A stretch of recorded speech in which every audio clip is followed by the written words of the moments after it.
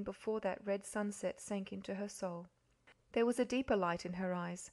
Such tears as she had wept clear the sight till life becomes a thing more distinct and far-reaching. Nellie and she went to church the first Sunday after their return. Aldith was a few pews away, light-souled as ever, dressed in gay attire, flashing smiling, coquettish glances across to the Courtneys' pew and the Grahams sitting just behind. How far away Meg had grown from her!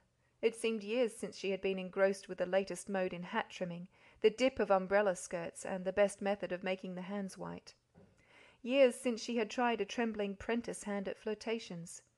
Years almost since she had given the little blue ribbon at Yarrahappini that was doing more good than she dreamed of. Alan looked at her from his pew, the little figure in its sorrowful black, the shining hair hanging in a plait no longer frizzed at the end, the chastened droop of the young lips, the wistful sadness of the blue eyes. He could hardly realise it was the little scatterbrain girl who had written that letter and stolen away through the darkness to meet his graceless young brother. He clasped her hand when church was over.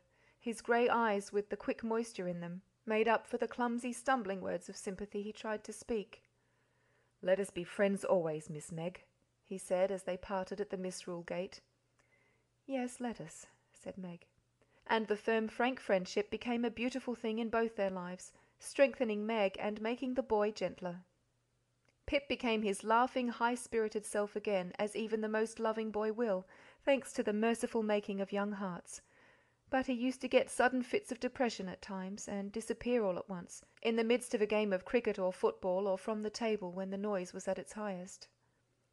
Bunty presented to the world just as grimy a face as of old, and hands even more grubby. For he had taken a mechanical turn of late, and spent his spare moments in manufacturing printing machines, so called, and fearful, wonderful engines out of an old stove and some pots and rusty frying pans rescued from the rubbish heap. But he did not tell quite so many stories in these days. That deep sunset had stolen even into his young heart. And whenever he felt inclined to say, "I never, 'twasn't me, 'twasn't my fault," a tangle of dark curls rose before him, just as they had lain that night when he had not dared to move his eyes away from them. Baby's legs engrossed her very much at present, for she had just been promoted from socks to stockings. And all who remember the occasion in their own lives will realise the importance of it to her. Nell seemed to grow prettier every day.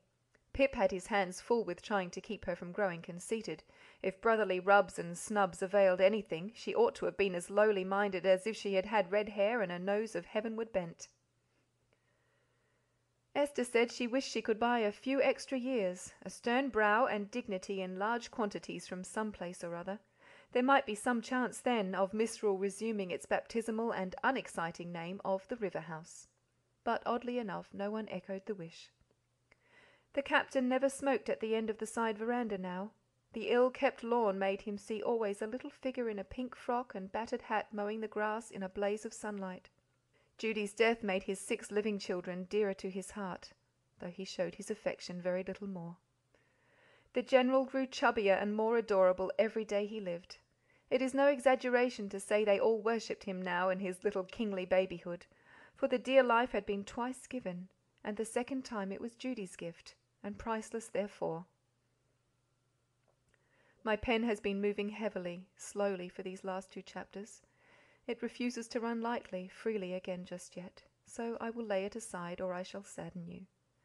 Some day, if you would care to hear it, I should like to tell you of my young Australians again, slipping a little space of years. Until then, farewell and adieu. End of chapter 22. End of 7 Little Australians by Ethel Turner. This recording is in the public domain.